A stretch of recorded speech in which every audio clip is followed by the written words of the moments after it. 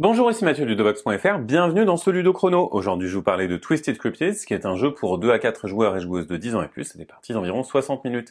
Dans Twisted Cryptids, on incarne chacun et chacune un cryptide qui va se cacher dans les terres sauvages, mais qui aime bien les randonneurs avec un goût particulier. En effet, on va essayer de gagner des points de mythe en agissant grâce à des cartes qui sont dans 3 piles.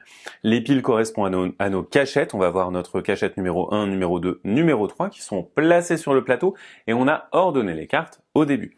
Sur ces cachettes, qu'est-ce qu'on va trouver? Eh bien, on va trouver des scores en fonction de la carte qu'on a placée. On va avoir un certain score. Par exemple, ici, ma cachette numéro 1 me marquera -1 point par randonneur, 0 point par chasseur et 1 point par chercheur. En effet, on va avoir ces 3 goûts d'humains qui vont être répartis dans les terres sauvages. Au début de la partie, on aura réparti notre cachette numéro 1, numéro 2 et numéro 3, sachant que à 4 joueurs, on peut pas être 3 placés sur le même quartier des terres sauvages. Et on va donc venir déplacer et changer la position de ces différents jetons. Et ça va être vraiment très important parce que on va pas forcément tous vouloir la même chose.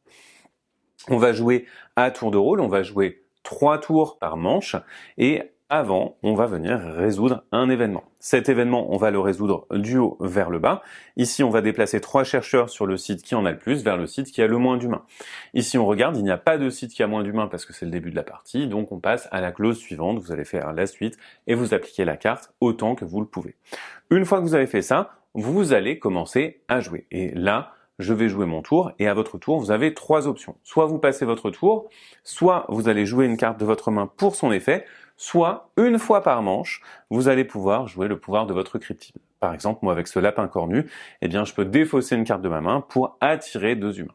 Je le ferai un petit peu plus tard. Pour l'instant, j'ai une carte qui m'intéresse. Je vais choisir de jouer cette carte aussi qui me permet de renvoyer un randonneur. Donc le renvoyer, c'est le prendre de chez moi et venir le placer dans la zone de repos. Ou alors d'attirer un chercheur. Attirer un chercheur, ça va me permettre de récupérer un chercheur de la zone de repos et de le placer dans une zone où se trouve l'une de mes cachettes. Alors pourquoi est-ce que je le mettrai ici? Eh bien, vous voyez que dans ma cachette 1, je vais avoir plus 1 point pour chaque chercheur qui se trouve dans cette zone-là. Donc c'est assez intéressant pour moi de le faire.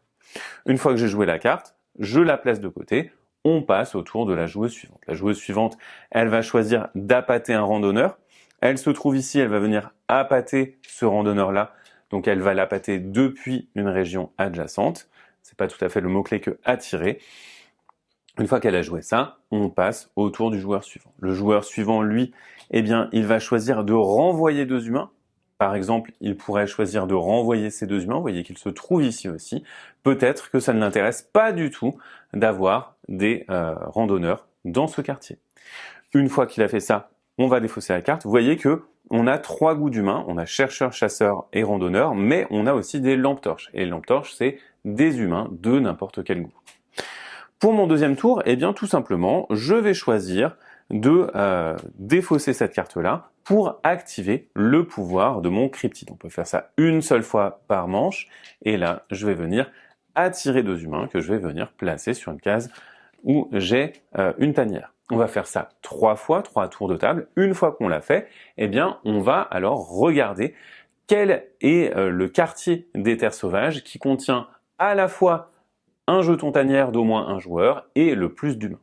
Ici, il s'agit de celui-là, c'est celui-là qui va être résolu, donc on va venir révéler notre carte tanière 1 pour moi et tanière 1 pour le Yeti également, et on va marquer des points. De mon côté, vous voyez que je vais marquer -1 point par randonneur, il n'y a aucun randonneur, 0 par chasseur et +1 par chercheur, il y a 1, 2, 3, 4 chercheurs, je vais donc marquer un total de 4 points. En revanche, ici, pour ce qui concerne le Yeti, il va marquer 1 point par chercheur et -1 point par chasseur, donc il va marquer 1 point de moins que moi, il va marquer 3 points et il aura un total de 8. Ensuite, ces cartes, elles vont être mises de côté, mais avant, eh bien, vous voyez que ici, on va avoir quelque chose d'assez important. On va avoir un effet qui va se trouver en plus, en bas, qui va être appliqué après le scoring. Par exemple, de mon côté, c'est d'appâter un chercheur sur le site de rencontre. Donc, je vais pouvoir récupérer un chercheur et le placer aussi ici. Lorsqu'on va faire ça, on va également venir retirer sa tanière, on pourra replacer son jeton tanière à un endroit qui nous intéresse plus, et cette carte-là, elle va être mise de côté, et désormais, la prochaine fois que la tanière numéro 1 sera révélée, eh bien, ce sera une autre carte, potentiellement, qui fait pas exactement les mêmes effets et les mêmes scorings. Une fois que on a appliqué ça, eh bien, on va pouvoir passer à la manche suivante, au tour suivant. Dans ce cas-là, on va révéler un événement. On va venir tout simplement rejouer des cartes, sachant qu'on remonte notre main à 5 cartes et qu'on va pouvoir se débarrasser de cartes qui ne nous intéressent pas. Et une fois qu'on est arrivé au terme de la 5e année, eh bien, on va calculer le décompte final. On a les points qu'on a gagnés durant la partie, sachant que si vous dépassez 10, vous avez tout à fait la possibilité de prendre ces petites étoiles et de les retourner si jamais vous dépassez 30. Mais en plus, eh bien, parmi vos cartes, vous avez des cartes vrai scoop. Ces cartes vrai scoop, qui sont indiquées donc par le tag vrai scoop ici, vont vous rapporter beaucoup de points parce qu'il y a un plus de dessus. Par contre, si jamais vous ne les jouez pas, vous marquez 7 points pour chacune de ces cartes que vous n'avez pas utilisées. De plus, chaque joueur et chaque joueuse commence la partie avec un trait caché.